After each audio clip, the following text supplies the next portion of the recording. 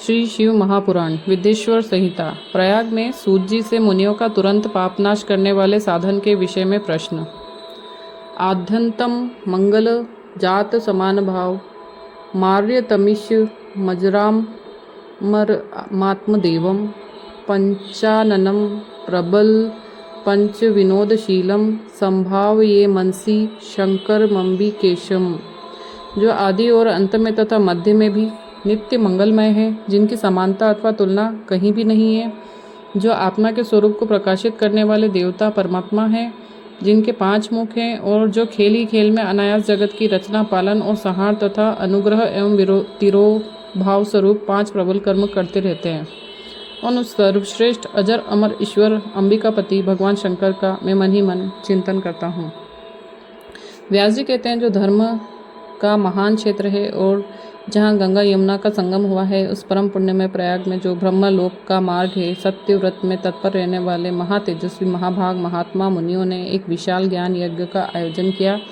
उस ज्ञान यज्ञ का समाचार सुनकर पौराणिक शिरोमणि व्यास शिष्य महामुनि सूत जी महामुनियों का दर्शन करने के लिए आए। सूत जी को आते देख वे सब मुनि उस समय हर्ष से खिल उठे और अत्यंत प्रसन्नचित्त से उन्होंने उनका विधिवत स्वागत सत्कार किया। तत्पश्चात उन प्रसन्न महात्माओं ने उनकी विधिवत स्तुति करके विनयपूर्वक हाथ जोड़कर उनसे इस प्रकार कहा।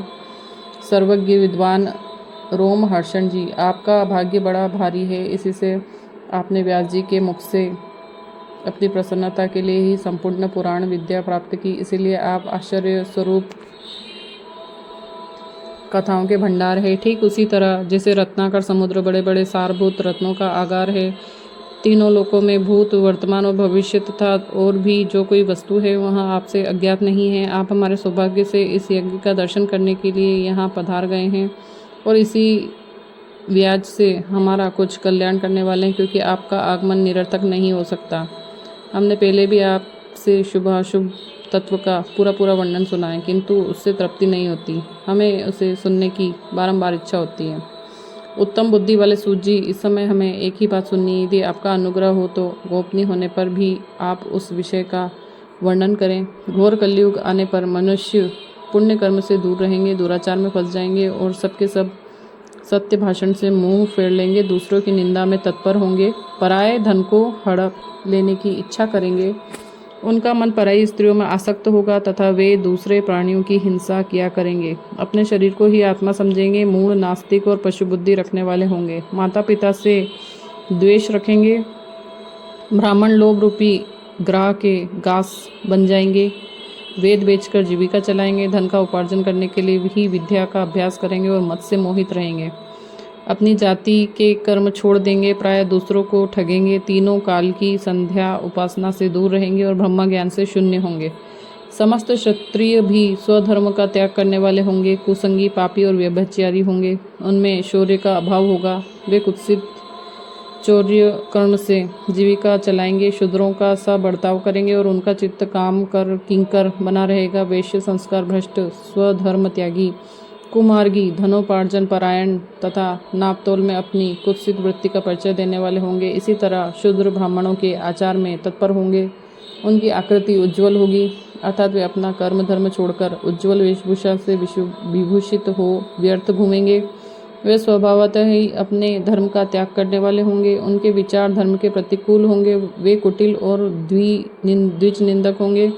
यदि धनी हुए तो कुकर्म में लग जाएंगे, विद्वान हुए तो वाद विवाद करने लगेंगे, अपने को कुलीन मानकर चारों वर्णों के साथ वैवाहिक संबंध स्थापित करेंगे, समस्त वर्णों को अपने संपर्क से भ्रष्ट करेंगे। वे लोग अपनी अधिकार सीमा से बाहर जाकर द्विजोचित सत्कर्मों का अनुष्ठान करने वाले होंगे। कलयुग की स्त्रियां प्रायः सदाचार से भ्रष्ट और पति का अपमान करने वाली होंगी, सास ससुर से द्रोह करेगी, किसी से भय नहीं मानेगी, मलिन भोजन करेंगी, कुत्सित हाव भाव में तत्पर होंगी, उनका शील स्वभाव बहुत बुरा होगा, वे अपने पति की सेवा से सदा ही विमुख रहेंगी। सूत जी, इस तरह जिनकी बुद्धि नष्ट हो गई है, जिन्होंने अपने धर्म का त्याग कर दिया, ऐसे लोगों को यह लोक और परलोक उत्तम गति कैसे प्राप्त होगी, इसी चिंता में हमारा मन सदा व्याकुल रहता है। परोपकार के समान दूसरा कोई धर्म नहीं है, अतः जिस छोटे से उपाय से इन सब के पापों का तत्काल नाश हो जाए, उसे इस समय कृपापूर्वक बताइए।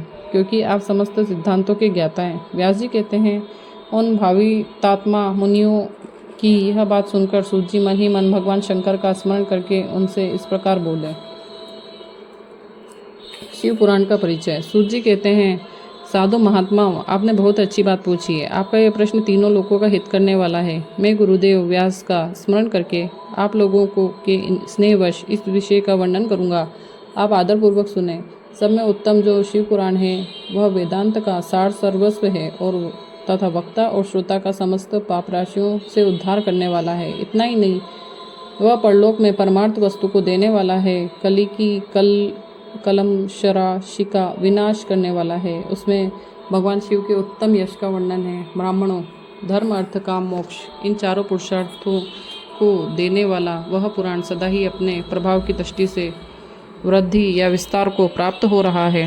विप्रवरो, उस सर्वोत्तम शिव पुराण के अध्ययन मात्र से वे कलयुग के पापासक्त जीव श्रेष्ठतम गति को प्राप्त हो जाएंगे। कलयुग के महान उत्पात तभी तक जगत में निर्भय होकर विचरेंगे जब तक यहाँ शिव पुराण का उदय नहीं होगा। इसे वेद के तुल्य माना गया है। इस वेद कल पुराण का सबसे पहले भगवान शिव ने ही प्रणयन किया था। विदेश्वर संहिता, रुद्र संहिता, विनायक संहिता, उमा संहिता, मातृ संहिता, एकादश रुद्र संहिता, कैलाश संहिता, शतरुद्र संहिता, कोटि रुद्र संहिता, सहस्त्र कोटि रुद्र संहिता, वायवी संहिता तथा धर्म संहिता।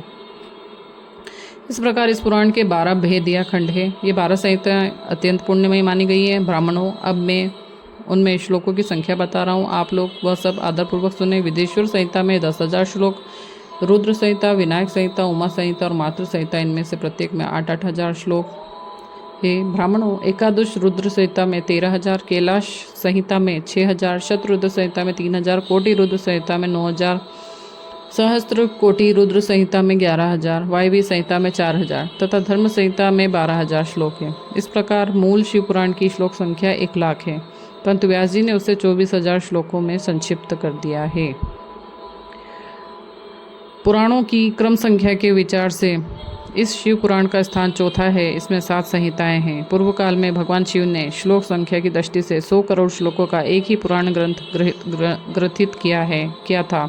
षष्ठी के आदि में निर्मित हुआ वह पुराण साहित्य अत्यंत विस्तृत था। फिर द्वापर आदि युगों में देवपायन, व्यास आदि महर्षियों ने जब पुराण का 18 भागों में विभाजन कर दिया, उस समय संपूर्ण पुराणों का संक्षिप्त स्वरूप केवल 4,00,000 श्लोकों का रह गया। उस समय उन्होंने शिव पुराण का 24,000 श्लोकों में प्रतिपादन किया। यही इसके श्लोकों की संख्या है।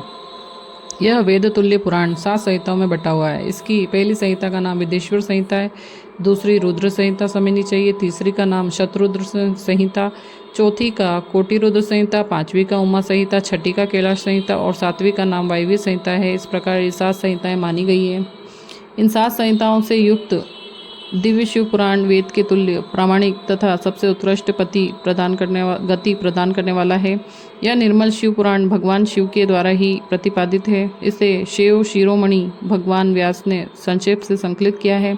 यह समस्त जीव समुदाय के लिए उपकारक, विविध पापों का नाश करने वाला, तुलना रहित एवं सत्पुरुषों को कल्याण प्रदान करने वाला है। इसमें वेदांत, विज्ञानमय प्रधान तथा निष्कपट निष्काम धर्म का प्रतिपादन किया गया है। यह पुराण ईर्ष्या रहित अंतःकरण वाले विद्वानों के लिए जानने की वस्तु है। इसमें श्रेष्ठ मंत्र समूहों का संकलन है तथा धर्म अर्थ काम इस त्रिवर्ग की प्राप्ति के साधन का भी वर्णन है। यह उत्तम शिव पुराण समस्त पुराणों में श्रेष्ठ है। वेदांत में वेद रूप से विलसित परम वस्तु परमात्मा इसमें गान किया गया है।